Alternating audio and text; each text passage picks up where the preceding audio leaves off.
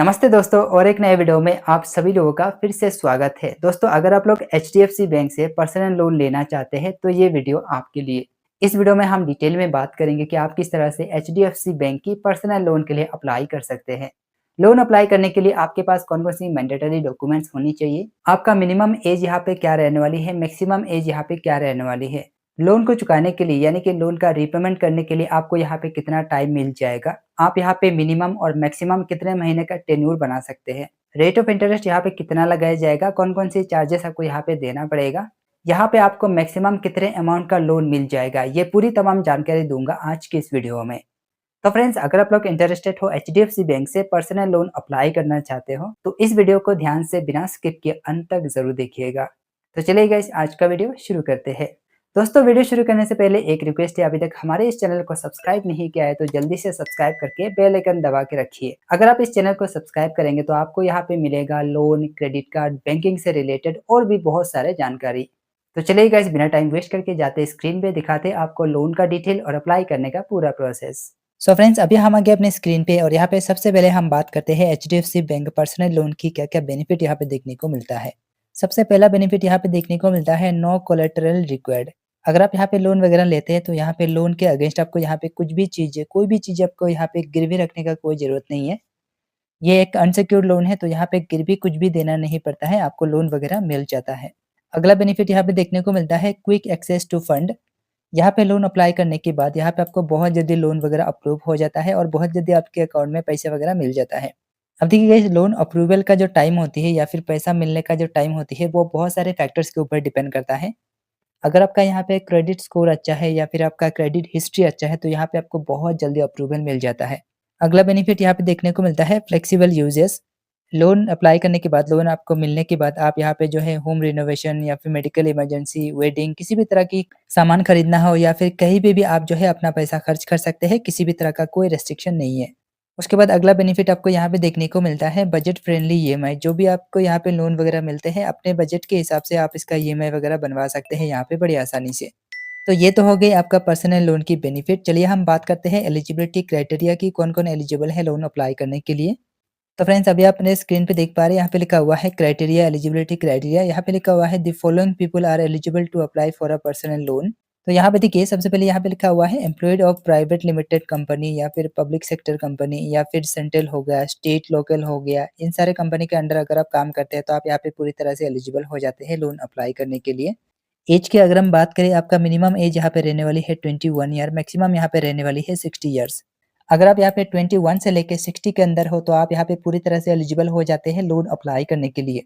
इसके अलावा यहाँ पे अगला चीज़ लिखा हुआ है, यहाँ पे देखिए individual who have had a job for at least 2 years with a minimum of 1 year with current employer. अगर आप यहाँ पे 2 साल से काम कर रहे हो या फिर किसी कंपनी में अगर आप 1 साल से काम कर रहे हो तो आप यहाँ पे पूरी तरह से एलिजिबल है लोन लेने के लिए।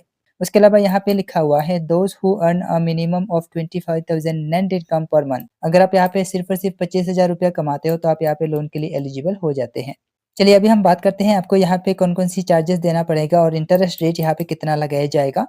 अगर हम यहाँ पे रेट ऑफ इंटरेस्ट के बारे में बात करें तो यहाँ पे देखिए यहाँ पे लिखा हुआ है सैलरीड और यहाँ पे लिखा हुआ है 10.90 से लेके 24% तक आपको यहाँ पे पर एनम के हिसाब से इंटरेस्ट रेट लग जाता है।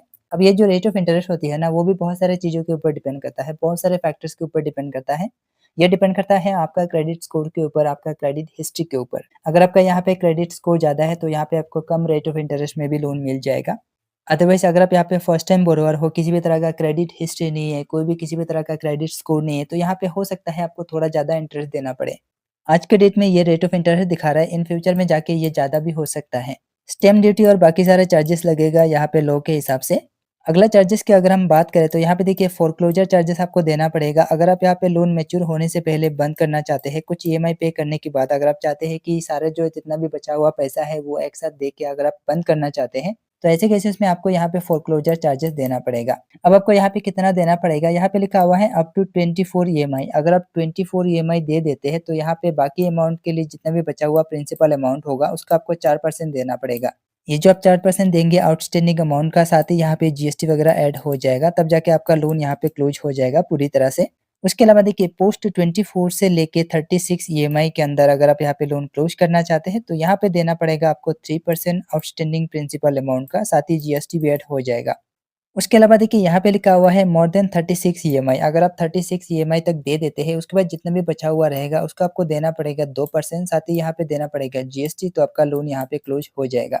तो गाइस ओवरऑल अगर हम यहाँ पे देखें, अगर यहाँ पे ज़्यादा ईएमआई आप पे करते हैं, उसके बाद अगर जितना भी कम ईएमआई बचा हुआ रहता है, वो सारे एक साथ दे के बंद करना चाहते हैं, तो ही यहाँ पे फ़ायदा देखने को मिलता है। लोन लेने के बाद कुछ ईएमआई पे करने के बाद अगर आप यहाँ पे क्लोज़ करना चाहते हैं, तो यहाँ पे फोरक्लोजर चार्जेज़ आपको बहुत ज़्यादा देना पड़ेगा।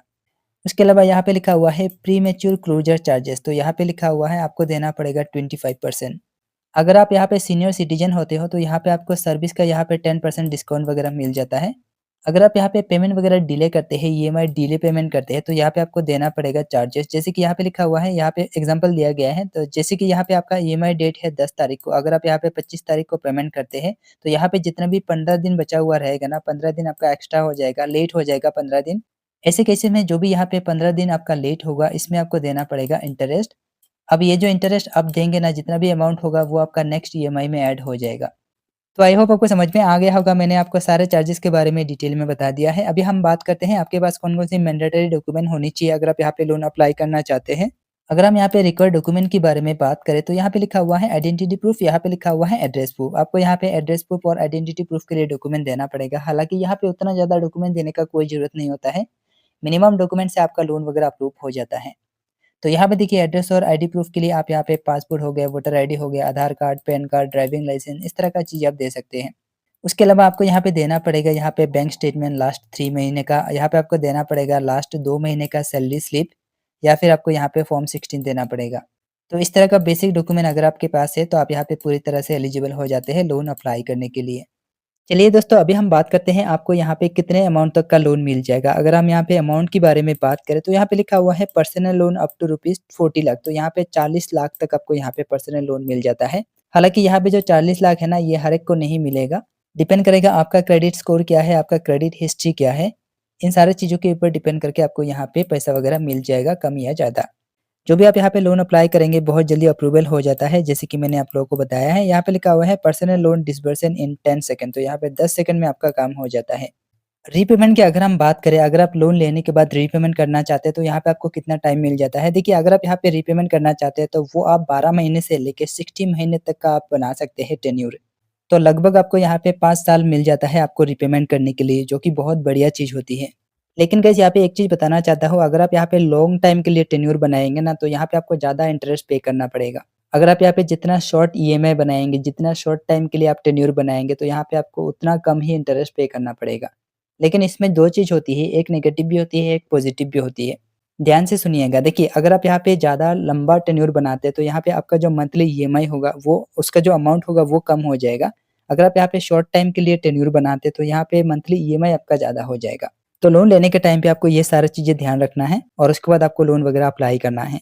चलिए अभी हम अप्लाई की बात कर रहे हैं, तो हम ये भी देखते हैं कि आपको किस तरह से अप्लाई करना है। देखिए अप्लाई करने के लिए आप जो है डायरेक्टली ऑनलाइन अप्लाई कर सकते हैं, जिसका लिंक मैं डाल दूँगा टेलीग्राम में। जैसे आप लिंक पे क्लिक करेंगे, आप लोग डायरेक्टली इस वाले पेज पे चले आएँगे। यहाँ पे आपको दिखेगा get instant fund with express personal loan. अब आपको यहाँ पे क्या करना है, यहाँ पे चेक ईएमआई लिखा हुआ है, इस पे आपको क्लिक करना है।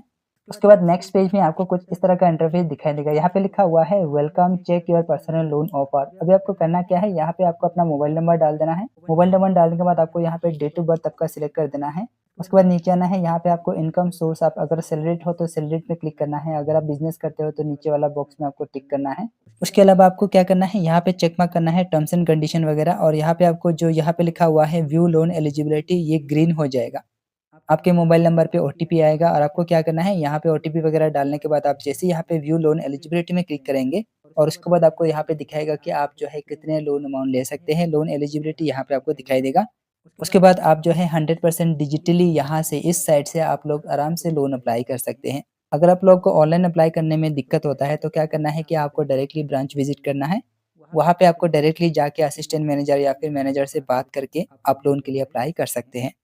सो गाइज आई होप आपको समझ में आ गया होगा। मैंने आप लोगों को डिटेल में बताया कि आप किस तरह से एचडीएफसी बैंक की पर्सनल लोन के लिए अप्लाई कर सकते हैं, और लोन का सारा एलिजिबिलिटी क्राइटेरिया भी मैंने आप लोगों को डिटेल में एक्सप्लेन कर दिया है। गाइस आज का ये वीडियो, आज का ये इन्फॉर्मेशन कैसा लगा मुझे कमेंट करके जरूर बताइए। वीडियो अगर अच्छा लगा है, इस वीडियो से जरा सा भी कुछ सीखने को मिला है, तो जाते जाते इस वीडियो को एक लाइक जरूर कीजिए। और हाँ गाइस, किसी एक फ्रेंड के साथ इस वीडियो को जरूर शेयर कीजिए। सो गाइस आज के लिए बस इतना ही, मिलते हैं अगले वीडियो में।